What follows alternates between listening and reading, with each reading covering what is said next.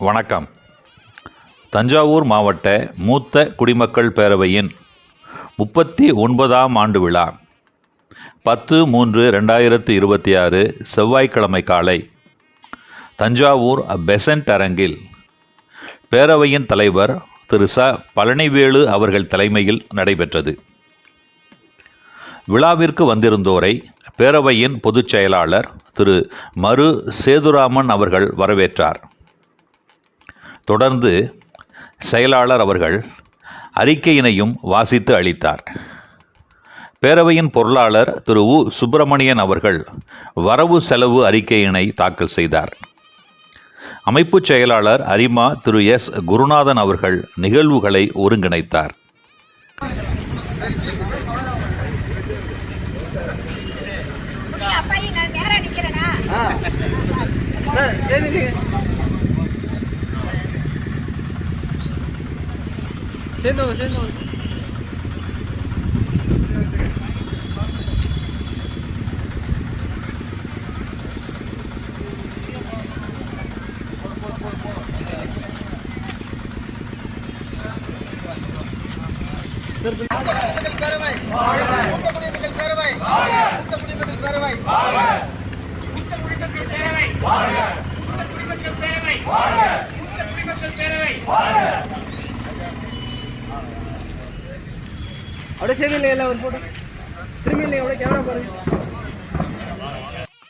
பேரவையின் உறுப்பினர்களுள் 75 அகவையை கடந்தவர்களுக்கு தஞ்சாவூர் மாவட்ட கருவூல அலுவலர் திருமதி ஆ. விஜயலட்சுமி அவர்களும், தஞ்சாவூர் மாநகராட்சி குடியிருப்போர் நல சங்கங்களின் கூட்டமைப்பின் தலைவர் திரு வி.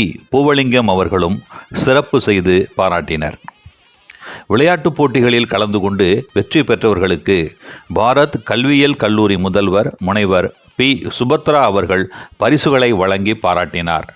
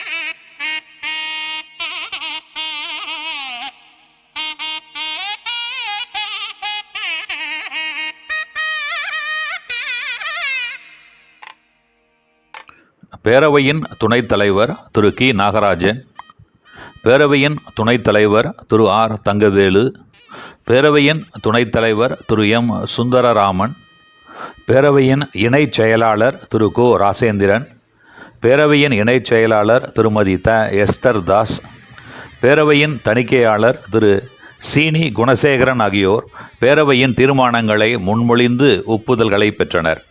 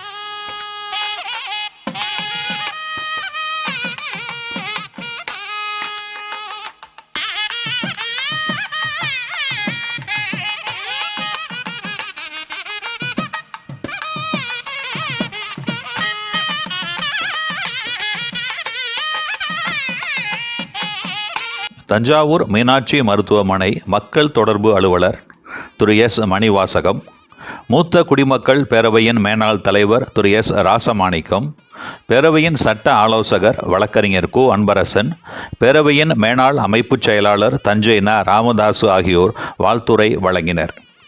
நிறைவாக தஞ்சாவூர் பன்னாட்டு லயன்ஸ் சங்கங்களின் 3242F மாவட்ட 2ஆம் துணை ஆளுநர் PMJF lion doctor T Stalin அவர்கள் விழா பேருரை ஆற்றினார்.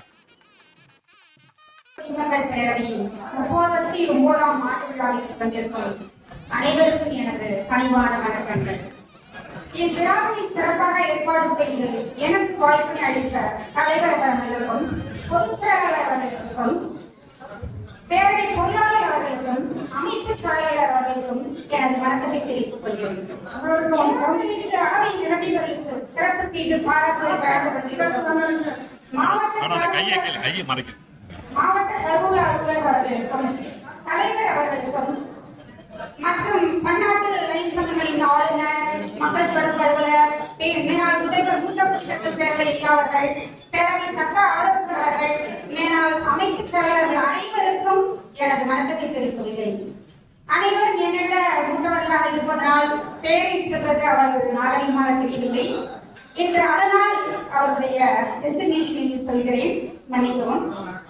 இந்த விழாவில் வந்து அவசியம் வர வேண்டும் என எனக்கு அழைப்பு விடுத்த அனைத்து நல்லுள்ளங்களுக்கும் எனது நன்றியை தெரிவித்துக் கொள்கிறேன். இதற்கு முன்பு இந்த கூட்டத்துக்கு ஒட்டி நான் வந்திருக்கிறேன். என்னோட புக்கு வந்து தீசிஸ் வந்து தஞ்சாவூர் பெரிய கோயிலை பற்றி historical study of Brihadeeswara temple அப்படிங்கிற ஒரு பத்தி வந்து இங்க பேச வந்திருந்தேன். வந்தப்ப எனக்கு வந்து பெரிய மனமகிழ்ச்சி. என்ன காரணம் கேட்டீங்கன்னா, என் முன்னாடி உட்கார்ந்து பொக்கிஷங்களாகிய நீங்கள், ஏன்னா என் அன்னை தாயால் வந்து எல்லாமே சொல்லி வளர்க்கப்பட்ட நான் வந்து என் தாய் தந்தை வயதுடைய அனைவரையும் ஒரு சேர பார்க்கும் பொழுது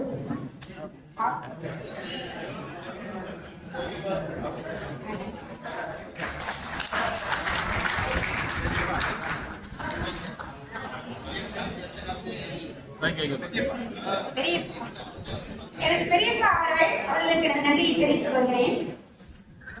ஒரு சேர அனைவரையும் பார்க்கும்போது எனக்கு மகிழ்ச்சி காண முடியல. இந்த வயதிலும் எப்படி தேனீக்கள் போல இவ்வளவு சுறுசுறுப்பாக அனைவர் நான் என்ட்ரன்ஸில் நுழையும் போதே தேநீர் கொடுத்தது அக்கறை இருக்கிறம்மா அப்படின்னு சொல்லிட்டு இங்க ஒவ்வொருத்தருக்கும் சாலை அணிவித்து அந்த நினைவு பிரச்சனை கொடுக்கும் போது அவங்களுக்கு உங்களை பார்க்கும் போதே ஒரு மனசுல ஒரு உற்சாகம். என்ன இளைய சமுதாயம், உங்களை போல எத்தனையோ ஆசிரியர் பெருமக்கள் பெரிய பெரிய பதவியில் வகிச்சிருந்திருப்பீங்க, எப்போதுமே ஒரு ஆக்டிவ் பர்சனாலிட்டியா இருந்திருப்பீங்க.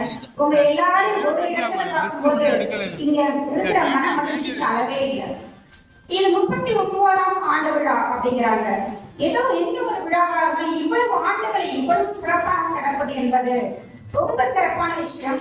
அதற்காக உங்கள் அனைவருக்கும் எனது மனப்பூர்வமான வாழ்த்துக்களை தெரிவித்துக் கொள்கிறேன். இந்த விழா ஆண்டு விழா வரும் பொழுது இத மகளிர் தின விழாவாகவும் கொண்டாடுங்க, மகளிரை பத்தி சொல்லுங்க அப்படின்னு சொல்லி சொன்னாங்க. மகளிரை பத்தி சொல்லணுங்கிறதுக்கு வந்து 2 நாள் போதாது. இருந்தாலும் ஒவ்வொரு மகளிரும் தன்னோட வாழ்க்கையில சிறப்புட கணவனாய், தந்தையாய், சகோதரனாய், தோழராய் யாரோ ஒரு ஆண்மகன் தான் கூட இருப்பாங்கிறதுல எந்த மாற்று கருத்தும் இல்லை. அப்படிப்பட்ட நல்வுள்ளங்கள் அனைவருக்கும் முதலில் நான் மகளிரின் சார்பாக நன்றியை தெரிவித்துக் கொள்கிறேன். மகளிர் அப்படின்னு பாக்குறப்ப எங்களுக்கு இப்ப கூட பரவாயில்ல, நிறைய வாய்ப்புகள் கிடைக்குது. ஆமா, என்ன அறிமுகப்படுத்தின ஐயா சொன்னாங்க, அவங்க கிட்ட சின்ன பிள்ளையிலேருந்து குழந்தையா இருக்க போதிலே ஒரு பழக்கம் உண்டு. இவ்வளவு படிச்சிருக்காங்க, இப்படி பதவியில இருக்கிறாங்க அப்படின்னு. இது எல்லாமே வந்து உங்கள் முன்னாடி தூசுதான். நீங்கள் எங்க அப்பா வந்து கவர்மெண்ட் சர்வெண்டா உழைச்சு நான் பார்த்திருக்கேன். ஒரு நாள் பதவியில இருக்க மாட்டாங்க. எப்ப பார்த்தாலும் ஆபீஸ்ல இருக்காது. அந்த காலத்துல நீங்கள் உழைத்த உழைப்பு இருக்கு. நாங்கெல்லாம் உண்மையிலே சொன்னோம். மகளிர் தினம் ஒரு சிறப்பா நம்ம ஏன் கொண்டாடுறோம் அப்படிங்கிறது இப்ப நாளடைவில் மகளிர் தினம் கொண்டாடாத இடங்களே இல்லை. ஏனென்றால் மகளிர் கொண்டாடப்பட வேண்டியது என்பது உணரப்படுவதே இப்ப சமீப காலமா தான். ஒரு சாதாரண பணியில இருந்தாலும் பெரிய பதவியில இருந்தாலும் இப்ப இந்த கருவூல அலுவலராக வந்திருக்கிற மேடத்தை பத்தி சொல்லணும்னு நிறைய 75 வயதுல முடிஞ்சவங்களுக்கு பாராட்ட போறாங்க. அவங்க பேரையே லட்சுமி வச்சிருக்காங்க. அது அன்னலட்சுமின்னு சொல்லுவாங்க. அவங்க கருவூலத்தில் இருக்கிறதுனால அவங்க தனலட்சுமி. இப்ப நிறைய உங்களுக்கான சலுகைகள் எல்லாம் சிறப்பாக ஏற்பாடு செய்து கொடுத்ததுனால மேடத்துக்கு ஒரு நன்றி. மகளிர் பார்வையும் பெரிய படையில் இருக்கணும்னாலும் சரி, சாதாரண படையில் இருந்தாலும் சரி, அவர்களுடைய பணிகள் இறுதி பறந்து விரிந்தது. ஒரு பூக்கற்ற அம்மாவை எடுத்துக்கோங்க. ஒரு பூக்கற்ற அம்மா அவங்க என்ன பண்ணுவாங்க கேட்டீங்கன்னா, காலையில வருவாங்க. காலையில வரும்போது என்னன்னா, வீட்டுல சமையல் எல்லாம் பண்ணி வச்சுட்டு வருவாங்க. கை பூ கட்டிக்கிட்டே இருக்கும். வாய் பூமங்களையும் கூப்பிட்டுட்டே இருக்கும். கை பூ கட்டிக்கிட்டு இருக்கும். அதற்கு என்ன பண்ணுவாங்க கேட்டீங்கன்னா, கண்ணு பக்கத்துல கவனிச்சுட்டே இருக்கும். யாரு வர்றாங்க, யாரு பூ வாங்குவாங்க, இல்லை யாராவது கடந்து போயிடுவாங்க, அவங்கள நம்ம கூப்பிடலாமா, இந்த பக்கம் யாரு புதுசா போறாங்க, அந்த மாதிரி நிறைய விஷயங்கள் அவங்க கவனிச்சுக்கிட்டு இருப்பாங்க. வாயை வியாபாரம் செஞ்சுட்டு இருக்கும், கண்ணு பார்த்துக்கிட்டு இருக்கும், கை பூ கட்டிக்கிட்டு இருக்கும், பக்கத்துல குழந்தைய போட்டுருக்காங்க, அதை பராமரிச்சுக்குவாங்க. குடும்பத்தினோட வேலை இருந்தாலும் அதையுமே அந்த டைம்ல அதை செஞ்சுக்குவாங்க.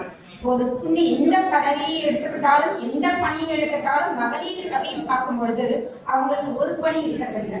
குடும்பத்தை பார்க்கணும், அலுவலகத்தை பார்க்கணும், இந்த மாதிரி பல பணிகள் இருக்கும்.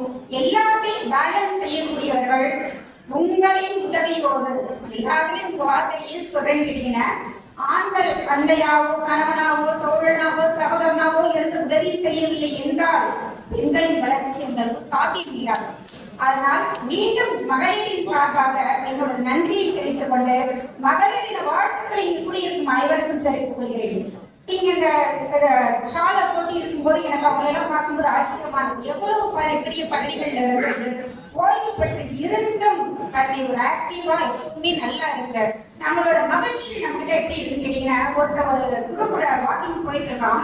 அப்ப சொல்றான், எனக்கு ஒரே ஸ்ட்ரெஸ்ஸா இருக்கு, என்னால மகிழ்ச்சியாவே இருக்க முடியல அப்படின்னு சொல்றான். உடனே அந்த குரு சொல்றாரு, போப்பா அந்த பட்டாம்பூச்சி குடிச்சுட்டு வா அப்படின்னு. உடனே இவன் ஓடுறான், ஒரு பட்டாம்பூச்சி பின்னாடி போயிட்டே இருக்கிறான், துரத்துறான், முடியவே இல்லை. ஒரு ஸ்டேஜ்ல அவனுக்கு சலிப்பு வந்தது. என்ன இந்த பட்டாம்பூச்சி, இதை நம்ம ஏன் பிடிக்கணும் அப்படின்னு சொல்லிட்டு அதை விட்டுட்டு குரு ஐயா, என்னால ஏற்கனவே மகிழ்ச்சி இல்லைன்னு தான் உங்கள்கிட்ட ஆலோசனை கேட்டேன். ஆனா திரும்பி என்ன ஓட விட்டு என்னோட மகிழ்ச்சி இன்னும் சரிஞ்சிருச்சு, நாங்க நினைச்சது கிடைக்கலையே அப்படிங்கிறப்ப அந்த பட்டாம்பூச்சி என்ன பண்ணிச்சு, அவரோட தோல்ல உட்காரு. அப்ப குரு சொன்னாரு, மகிழ்ச்சிங்கிறது என்ன, உங்ககிட்டே தான் இருக்கு, அதை நீங்க அமைதியா இருந்தாலே அது உள்ளுக்குள்ளேருந்து வரும் அப்படின்னு சொன்னாரு.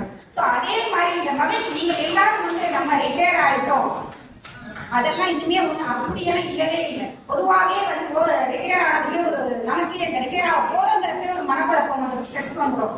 அதுக்கு பிறகு என்னன்னா, உங்களுக்கெல்லாம் இல்லை, பொதுவா சொல்றேன், ஐயோ நம்ம ரிட்டையர் ஆக போறோம் அப்படின்னு வச்சுக்கலாம். ஆனால் இந்த மீட்டிங்க்கு ஒரே ஒரு வாட்டி வந்தாங்கன்னா எப்படி புத்துணர்ச்சியா வாழ்றது அப்படிங்கறத உங்களை பார்த்து தெரிஞ்சுக்குவாங்க.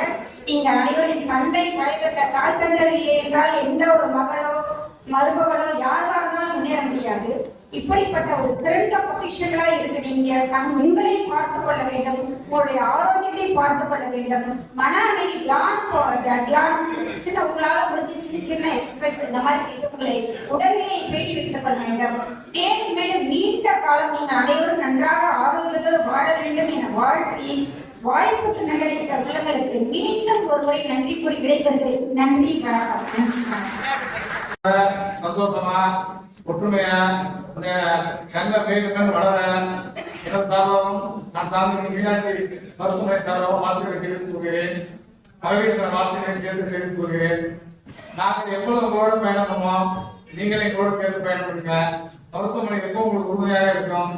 வேண்டிய உதவிகள் அனைத்து எங்களால் புரிந்த உதவிகளை கண்டிப்பாக தங்களுக்கு செய்வோம் என்பதை உறுதி கூறி வாய்ப்பளித்த பரிசு கொடுப்பதற்கு வாய்ப்பளித்த இடங்களுக்கு வேலை வாய்ப்பளித்த தலைவர், செயலாளர், அமைப்பாளர் அனைவருக்கும் நன்றியை கூறி வெளியிடுகிறேன். அதற்கு முன்னதாக ஒரே ஒரு விஷயம் நடத்துகிறேன். இன்று மாலை 5:30 மணி அளவில் பெரிய இஃப்தார் விழா மகாராஜ் மாவட்ட மீனாட்சி யாரும் நடத்தலாம். முடிந்தவரை அனைவரும் கலந்து கொள்ளுமாறு அன்போடு வேண்டிக் கொள்கிறேன். வாய்ப்புக்கு நன்றி, நன்றி, நன்றி. அனைவருக்கும் மதிய வணக்கம். இந்த இளைஞர் பேரவை மூத்த குடிமக்கள் பேரவைன்னு சொல்றீங்க. எனக்கு உங்களை எல்லாம் பார்க்கும்போது இளைஞர் பேரவையா தான் தெரியுங்க. ஏன்னா வயதுங்கிறது வெறும் நம்பர் தான் இல்லையா? ஒரு காலத்துல வந்து இளைஞர்களுக்கு 25 வயது வச்சிருந்தாங்க, அப்புறம் 30 பார்த்தாங்க, 35 இப்ப 40 வயது வரைக்கும் இளைஞர்கள் சொல்றாங்க. ஆனா நீங்க எல்லாரும் சீனியர் சிட்டிசன் 70 வயசு 80 வயசுலாம் கால போகணும். எல்லாருமே உண்மையான இளைஞர்களா இருக்கு.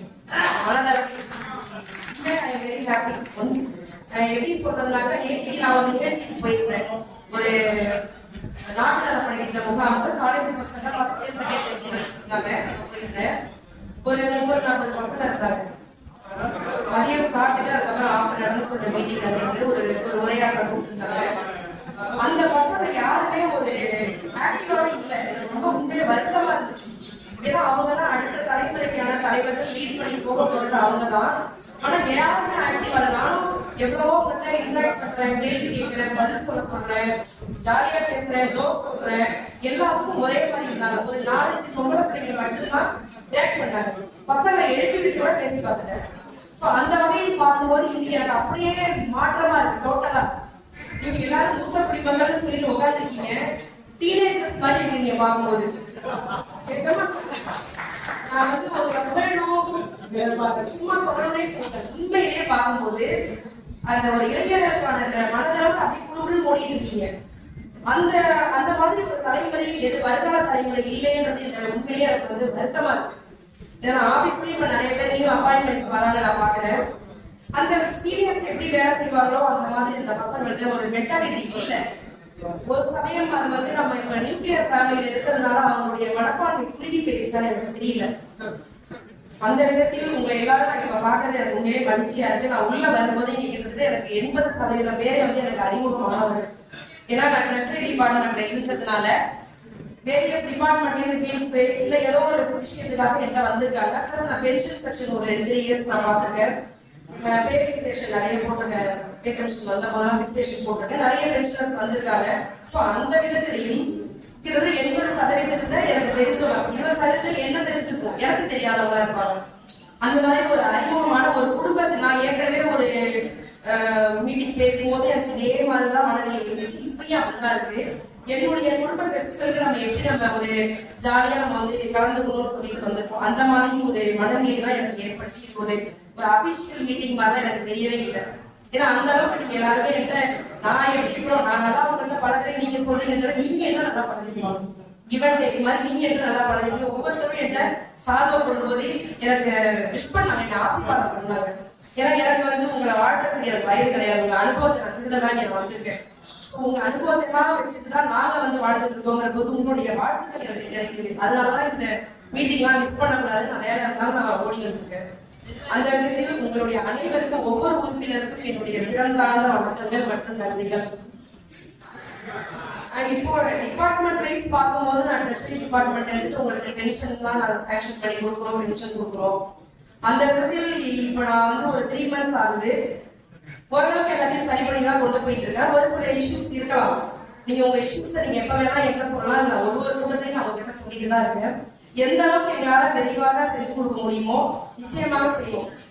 சார் வந்து பேசும்போது என்னை பத்தி ரொம்ப அதிகமா சொன்னாரு. நான் வந்து அப்படி வேலை பார்க்கறேன்னு சொல்லிட்டு நம்ம ஊதியம் வாங்குறது அதுதான், உங்களுக்கு சர்வீஸ் பண்றதுதான், கவர்மெண்ட் சர்வீஸ். என்எஸ்எஸ் கேம்ப்ல கூட நான் தான் சொன்னேன், நீங்க வந்து ஏதோ ஒரு இடத்துல வந்து கூட்டியில இருந்து சுத்தம் பண்ணிட்டு போறீங்கப்பா, நீங்க முதல் வீட்டை சுத்தம் பண்ணிக்கலாம்னு கேட்டேன். ஏன் கேட்டா வெளியில வந்து நம்ம இப்படி இருக்கிறது இல்லை, வீட்டுல அந்த மாதிரி இருக்கணும் இல்லையா?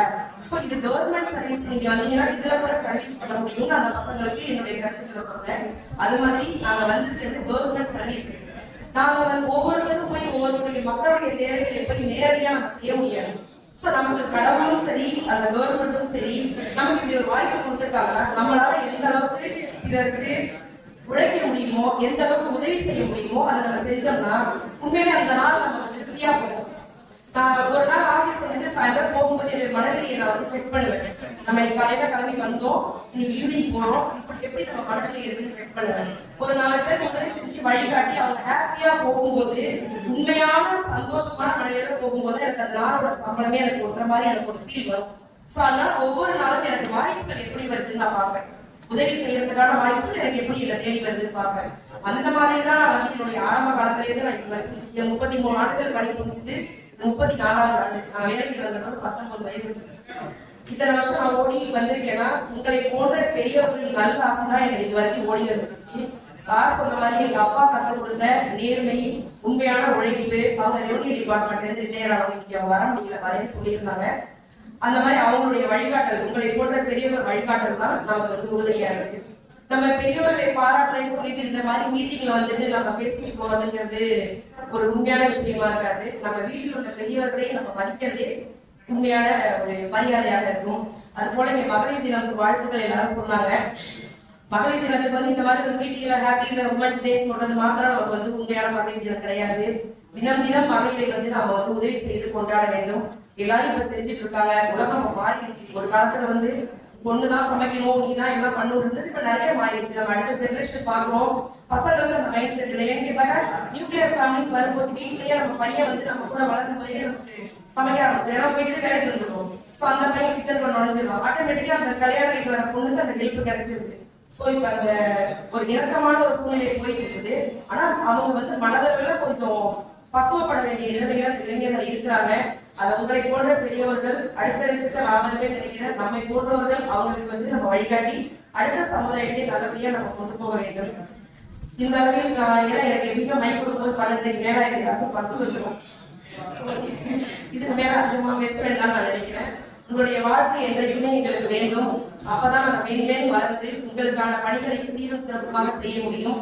அந்த விதத்தில் எங்க கருவூலத்துறை என்றைக்குமே உங்களை போன்ற பெரியவர்களுக்கும் அனைவருக்கும் உறுதுணையாக பணியாற்ற காத்திருக்கிறோம் என்று கூறிக்கொண்டு தந்த வாய்ப்புகள் நன்றி பாராட்டி விடைபெறுகிறேன். நன்றி.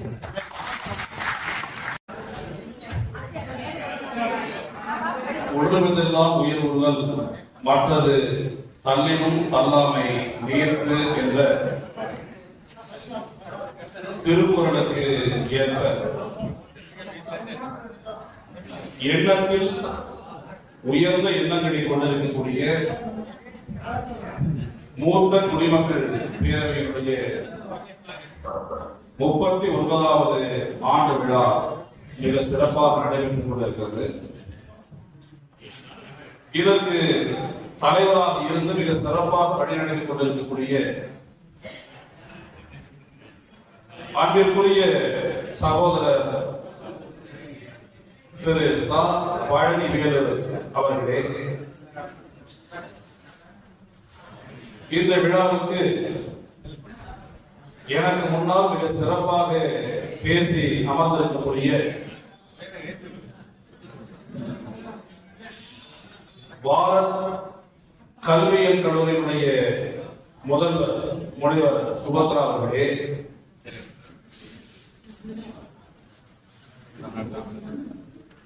கரூர அலுவலர் மிக சிறந்த முறையில் உரையாற்றி அமர்ந்திருக்கக்கூடிய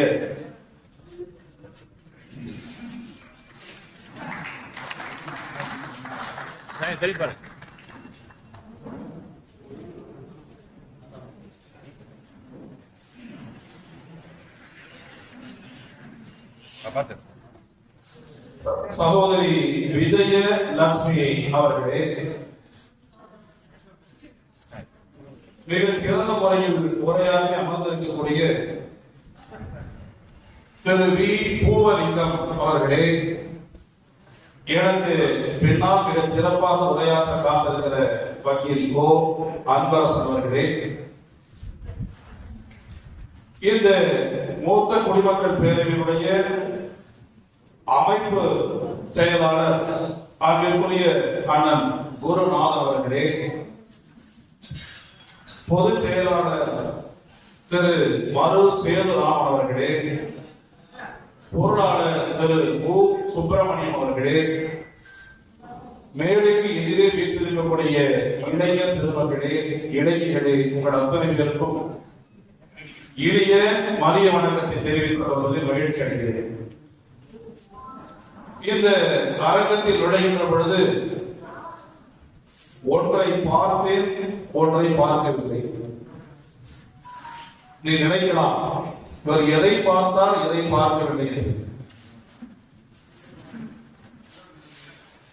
உள்ளத்தில் தெளிவும் எண்ணத்தில் நிறைந்த ஞானமும் செயலில் 20 வயதை நிரம்பிய இளைஞர் பெருமக்களை இங்கு பார்த்தேன். கை தட்டுறவங்க தான் இளைஞர்கள். இளைஞர்கள் தான் கை தட்ட முடியும். ஆக எண்ணத்தில் தெளிவும் சிந்தனையும் உயர்ந்த சிந்தனையும் செயல்படுவதில் 20 வயது இளைஞர்களை இங்கு பார்த்தேன். இவர் எதை பார்க்கவில்லை? மூத்த குடிமக்கள் பேரவை என்று போட்டிருக்கிறார்களே, நான் நினைத்துக் கொண்டு வந்தேன் முதியவர்களாகத்தான் இருப்பார்கள் என்று. அந்த முதியவர்களை நான் இதுவே பார்க்கவில்லை. ஆக ஒன்றை பார்த்தேன், ஒன்றை பார்க்கவில்லை. அன்பிற்குரிய நண்பர்களே,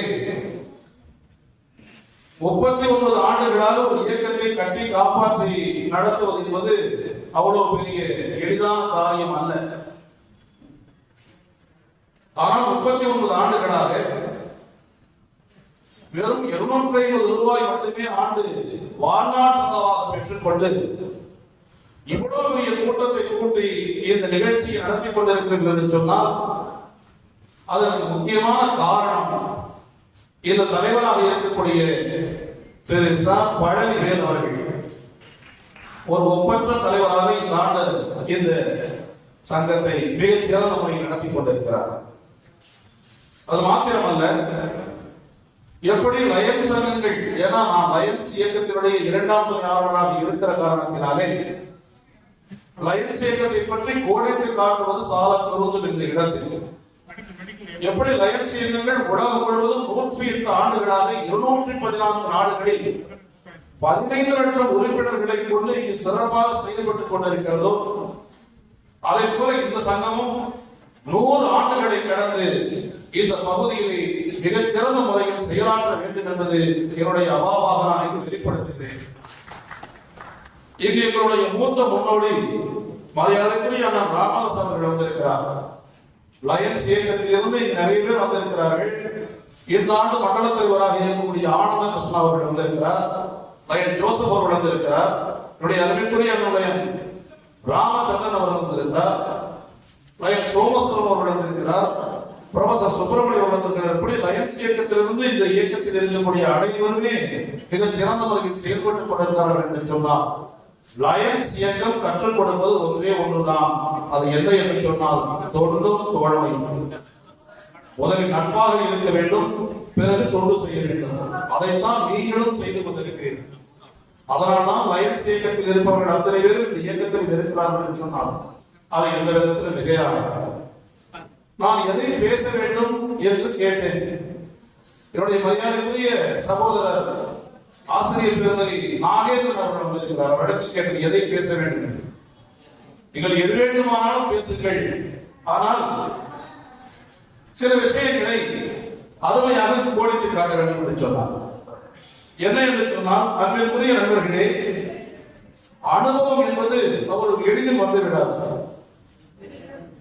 ஆற்றல் யாருக்கு வேண்டுமானாலும் இருக்கலாம், ஆனால் ஆற்றலும் அனுபவமும் சேர்ந்து இருந்தால் மட்டுமே ஒரு செயல் சிறப்பாக நடத்த முடியும். அப்படி இந்த நாட்டுக்கு மிகச் சிறந்த முறையில் வழிகாட்டக்கூடிய வயதில் இருக்கிறீர்கள். மற்றவர்களுக்கெல்லாம் வழிகாட்டி இந்த நாட்டினுடைய இளைஞர் பெற்றாளத்தை மிகச் சிறந்த முறையில் சீர்திருத்தி, அந்த சீர்திருத்தம் என்பது எங்கிருந்து வரணும்? தன்னுடைய குடும்பத்திலிருந்து வர வேண்டும். அப்படி அனைவரையும் ஒழுங்குபடுத்தி ஒரு சிறந்த சமுதாயத்தை உருவாக்கக்கூடிய உன்னத சிற்பிகளாக இருக்கக்கூடிய உங்களை வணங்குவதில் முயற்சி அடைகிறேன். உண்மையிலே எல்லாம் வணங்குவது, இந்த அனுபவம் என்பது மிகச்சிறந்த அனுபவம். சமீபத்தில் மறைந்த தோழர் நல்லக்கண் அவர்கள் ஒரு மிகச்சிறந்த உதாரணம். 101 வயதை கடந்து இன்று நம்மை விட்டை மறந்திருக்கிறார். 1925ஆம் ஆண்டு பிறந்த அவர் அதே 2026ஆம் ஆண்டு மறைந்திருக்கக்கூடிய அவர் கிட்டத்தட்ட 80 ஆண்டுகளாக ஒரே ஒரு கட்சியில், அந்த கட்சியோட பேரெல்லாம் குறிப்பிட வேண்டிய அவசியம் இல்லை, ஒரே கட்சியில் இருக்கக்கூடிய உன்னதமான தலைவர் தோழர் நல்லக்கண் அவர்கள். ஒரு முறை அவருக்கு அரசு அவருடைய 80வது வயதில் அவருடைய கட்சியை சார்ந்தவர்கள், உங்கள் அனைவருக்கும் தெரிந்திருக்கக்கூடிய விஷயம் தான், 80வது வயதில் அவருடைய கட்சியை சார்ந்தவர்கள் எல்லாம் நிதி வசூலித்து 1 கோடி ரூபாயை கொடுக்கிறார்கள். கிட்டத்தட்ட 20 ஆண்டுகளுக்கு முன்னால் 1 கோடி என்பது எவ்வளவு மதிப்பு பாருங்க. 1 கோடி ரூபாயை கொடுக்கிறார்கள். அவர் அந்த தொகையை தன்னுடைய கட்சி நிதிக்கே திருப்பி செலுத்தக்கூடிய ஒரு ஆற்றல் மிகுந்தவர் என்று சொன்னார். அதை போன்ற உன்னத சேவைகளாக நாம் எல்லாம் இருக்க வேண்டும். அது மாத்திரமல்ல, அவருக்கு தகைசால் தமிழர் என்ற விருதை தமிழக அரசு வழங்கி 10 லட்சம் ரூபாயை பொன்முடிப்பாக கொடுக்கிறது. அந்த 10 லட்சம் ரூபாயை கூட ஒரு 5,000 சேர்ந்து 10 லட்சத்து 5,000 முதலமைச்சரின் நிதிக்கு வழங்குகிறார் என்று சொன்னால் அந்த உன்னத தலைவர்களை போல நாம் இருக்க வேண்டும். இன்னொரு முக்கியமான விஷயம், அவர் ஒரு இயக்கத்தில் ஈடுபட்டு அந்த இயக்கத்தில் சமூக சீர்திருத்தத்தாக போராடிய காரணத்தினால் சிறை சென்று அந்த சிறையிலே அவருக்கு பூட்ஸ் காலர் உதைத்து மீசையெல்லாம் சிகரெட்டால் சுட்டு அவரை கொடுமைப்படுத்திய பொழுதும் கூட தான் சார்ந்திருந்தக்கூடிய அந்த கொள்கையிலிருந்து சற்றும் மாறாதவர் தோழர் நல்லக்கண் அவர்கள். அவர்களைப் போல நாம் இருக்க வேண்டும்.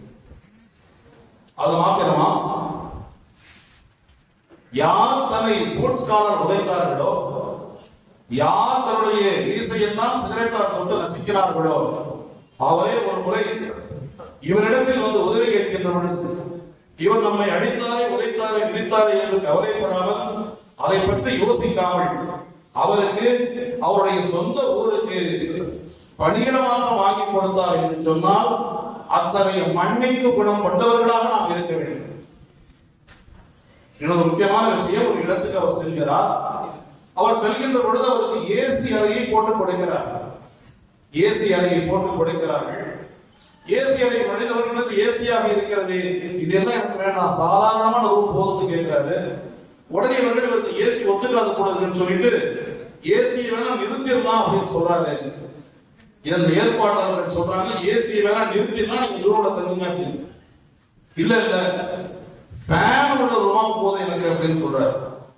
அப்ப கேட்கிறாங்க, ஏன் ஃபேன் உள்ள ரூம் அப்படின்னா, நான் ஒரு வேட்டி சட்டை தான் வச்சிருக்கிறேன், அந்த வேட்டி சட்டையை துவைச்சு காய போடணும், நாளைக்கு இந்த திருமணத்துக்கு போகணும்னு சொல்லக்கூடிய எளிமையின் இலக்கணமாக இருந்த தோழர் கண்டு நல்ல கனவை கூட நான்.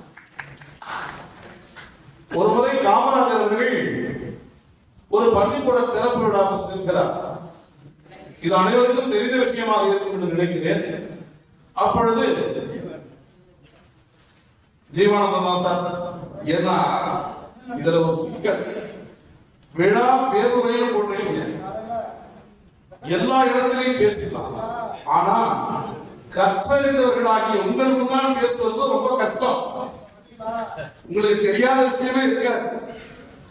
ஆக ஆன்றோர்களும் சான்றோர்களும் நிரம்பிய தவையில் பேசுவது என்பது ரொம்ப கஷ்டம். ஒரு பழமொழி சொல்லுவாங்க, கொள்ளன் தெருவில் ஊசி வைப்பதை போல அப்படின்னு. அது போல அந்த தோழர்கள் செல்கிற பொழுது காமராஜர் சொல்கிறார், இங்கு ஜீவா இருக்கிறார், இந்த ஜீவாவுக்கு அவரையும் இந்த பள்ளிக்கூட திறப்பு விழாவுக்கு அழைத்துக் கொண்டு வரலாம், ஏனென்று சொன்னால் அவர் தான் அதுக்கு அடிக்கல் நாட்டியவர் சொல்கிற பொழுது என்ன சொல்றாரு, நேரா ஜீவா வீட்டுக்கு போறாரு. இல்ல நீங்க போக காமராஜர், நான் வந்து 1 மணி நேரம் கழிச்சு வரேன் அப்படின்னு சொல்றாரு.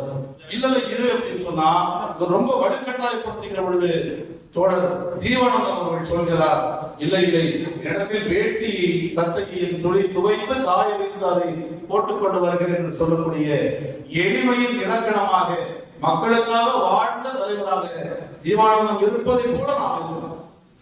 அது மட்டுமா, ஜீவானந்தம் அவருடைய மனைவிக்கு காமராஜர் அவர்கள் ஒரு முறை இவர் இப்படி வேலை இல்லாமல் இருக்கிறாரு, கட்டி கொடுக்கக்கூடிய சொற்ப சம்பளத்தை வாங்கி குடும்பம் நடத்துகிறார். அவருடைய மனைவிக்கு அரசு பள்ளியில் ஆசிரியை பணியை வாங்கி கொடுக்கிறார். அதை மறுத்த ஒரு உன்னதான தலைவராக ஜீவானந்தம் இருப்பதை கூட நாம் இருக்கிறோம். இப்படி எளிமையின் இலக்கணமாக இருக்கக்கூடிய நாம் எல்லாம் இந்த மக்களுக்கு கொண்டாடக்கூடிய உன்னத தலைவர்களாக இருந்த அவர்களை பின்பற்றி நாம் சிறப்பாக இருக்க வேண்டும் என்கின்ற இந்த தருணத்தில் கூட எவ்வளவோ நல்ல விஷயங்கள் நடந்து கொண்டிருந்தாலும் இந்த மூத்த குடிமக்கள் பேரவையினுடைய நல்ல செயல்பாடு இங்கு வருகிற பொழுது பார்த்தேன். அரங்கம் நிரம்பக்கூடிய அளவுக்கு கூட்டம். அங்கே உணவு பரிமாறிக் கொண்டிருந்தாலும் கூட இந்த உரையை கேட்க வேண்டும், இந்த விழா இறுதி வரை இருந்து செயல்படுத்த வேண்டும், இறுதி வரை இருந்து இந்த விழாவை முடித்து வைத்துவிட்டு தான் கிளம்ப வேண்டும் என்று இந்த உன்னத நோக்கத்தோடு அமர்ந்திருக்கக்கூடிய உங்கள் அத்துணை பேருக்கு ஒரு படத்த கரவலை எழுப்புவதில் முயற்சி. இவர் எப்ப பேச்ச முடிப்பார், எப்ப சாப்பிடலாம் நினைக்காம, பசி வந்தாலும் கூட நாம அடைந்திருக்கக்கூடிய விருந்தினருக்கும் அவர் பேச்சை கேட்க வேண்டும் என்று இருந்திருக்கக்கூடிய அத்தனை பேர் வணங்குவதில் மகிழ்ச்சி அடைகிறார். அன்பிற்குரிய நண்பர்களே, ஒரு குறிப்பிட்ட வயதுக்கு மேல் என்ன வேண்டும் அப்படின்னு சொன்னால் பொறுமை வேண்டும். பொறுமை தானாகவே வந்துவிடும். அதற்கு காரணம் ஏற்படக்கூடிய அனுபவம். இந்த அனுபவத்தை நான் இங்கு வந்தது உங்களிடத்தில் உரையாற்றுவதற்காக அல்ல. நான் இங்கு வந்தது உங்கள் முன்னால் பேருரையாற்றி என்னுடைய கருத்துக்களை உங்களிடத்தில் சொல்வதற்காக அல்ல. இங்கு வந்தது உங்களிடம் இருக்கக்கூடிய அனுபவத்தை பெற்று எதிர்காலத்தில் மிகச்சிறந்த மனிதனாக வாழ்வதற்கு என்னவெல்லாம் தேவையோ அதையெல்லாம் ஆண்டோர்களாக உங்களிடத்திலிருந்து பெற்றுக் கொள்வதற்கு கற்றுக்கொள்வதற்கு தான் நான் வந்திருக்கிறேன் தவிர உங்களிடத்தில் கொடுப்பதற்கு ஏதில்லை. ஏனென்று சொன்னால் உங்களிடத்தில் இல்லாதது ஏதில்லை. அந்த அளவுக்கு அற்புதமான இந்த மூத்த குடிமக்கள் பேரவையில் முனைவர் அறிவுரை அவர்கள் ஒரு பேச்சை சொல்வார்கள். என்ன சொல்வார்கள் என்று சொன்னால், எதுவெல்லாம் எதுவாக இருக்கிறதோ அதுவெல்லாம் அதுவே அல்ல, அது அவருடைய குற்றம் அல்ல. இதுவும் எல்லாருக்கும் தெரிஞ்சது.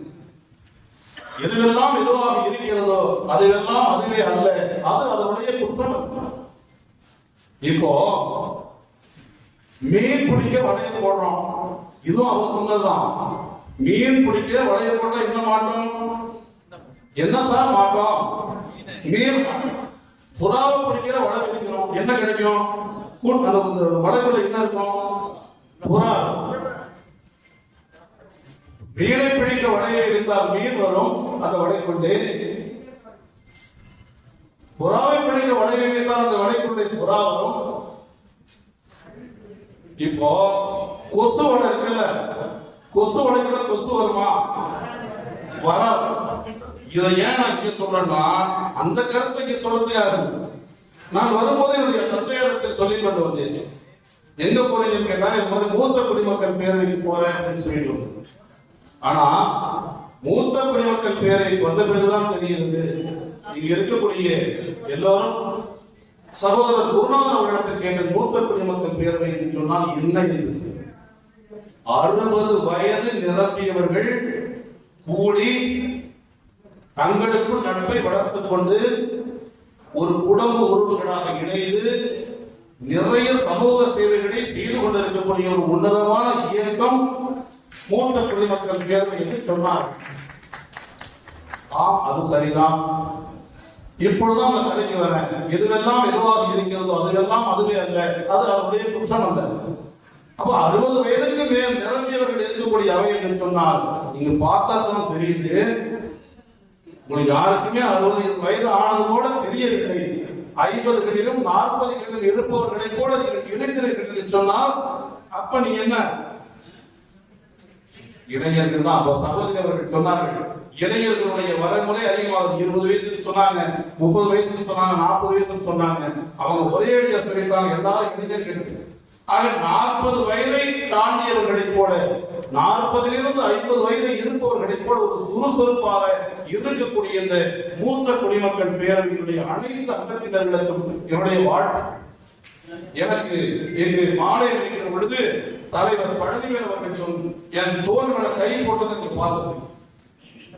அந்த தோல் மேலே கை போட்டதை ஒரு தந்தை மகனை அரவணைப்பதை போன்ற ஒரு உணர்வாக நான் கருதுகிறேன்.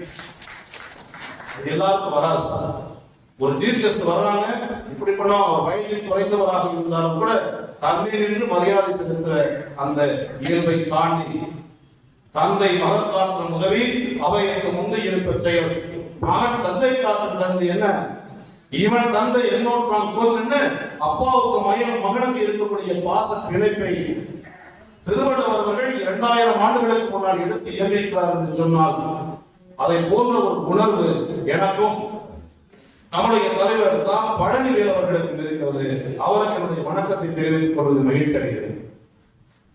இங்கு இருக்கக்கூடிய அத்தனை பேரும் எப்படி லயன்ஸ் இயக்கம் தொண்டும் தோழமையும் கொண்டு இந்த பகுதியில ஏழைகளுக்கும் எளியவர்களுக்கும் நிறைய சேவைகளை செய்து வருகிறதோ அதை போல இந்த மூத்த குடிமக்கள் பேரவையும் இந்த பேரவையில் இருக்கக்கூடிய நிர்வாகிகளும் இந்த கூட்டத்திலே கலந்து கொண்டு மிக சிறந்த முறையில் பணியாற்றிக் கொண்டிருக்கக்கூடிய அனைத்து உறுப்பினர்களும் நீண்ட ஆயுள், நிறை செல்வம், ஓங்கு புகழ் பெற்று பல்லாண்டு பல்லாண்டு பல்லாயிரத்தாண்டு 100 ஆண்டுகள் நீங்கள் மாத்திரமல்ல உங்கள் சந்ததிகளும் உங்களுக்கு பின்வரக்கூடிய அனைத்து சந்ததிகளுமே நீண்ட ஆயுளை உயர்ந்த செல்வத்தையும் பெற்று உங்கள் சந்ததிகள் எல்லாம் மகிழ்ச்சி கடலில் திளைப்பார்கள். உங்கள் வீட்டில் பொன்னும் பொருளும் கொட்டி கிடக்கட்டும், வயலும் வயலும் நிரம்பி வழியட்டும். நீங்கள் வீட்டுக்கு போய் பெட்டியை திறக்கும் போது பண குவியலாக திரைக்கட்டும் என்று எல்லாம் சிறிய சார் என்னும் போல் வாழ்க்கை சார். நீங்க நினைச்சுட்டு போங்க சார், பணம் இருக்கு சார். என்ன பண்ண சொல்ல கரெக்ட் தானே? உங்கள் வீட்டில் பொண்ணும் பொருளும் கொட்டி கிடக்கட்டும், வயலும் வயலும் நிரம்பி வழியட்டும். டெய்லி ஒரு கட்டாளை எழியக்கூடிய அளவுக்கு உங்கள் வீட்டில் செல்வம் சிறக்கட்டும் என்று சொல்லி எல்லாம் இறைவனை வேண்டி வாய்ப்படைத்த அத்தனை உள்ளவர்களுக்கு நல்ல நன்றியை தெரிவித்துக் கொண்டு வெளியிடுகிறேன். நன்றி, வணக்கம்.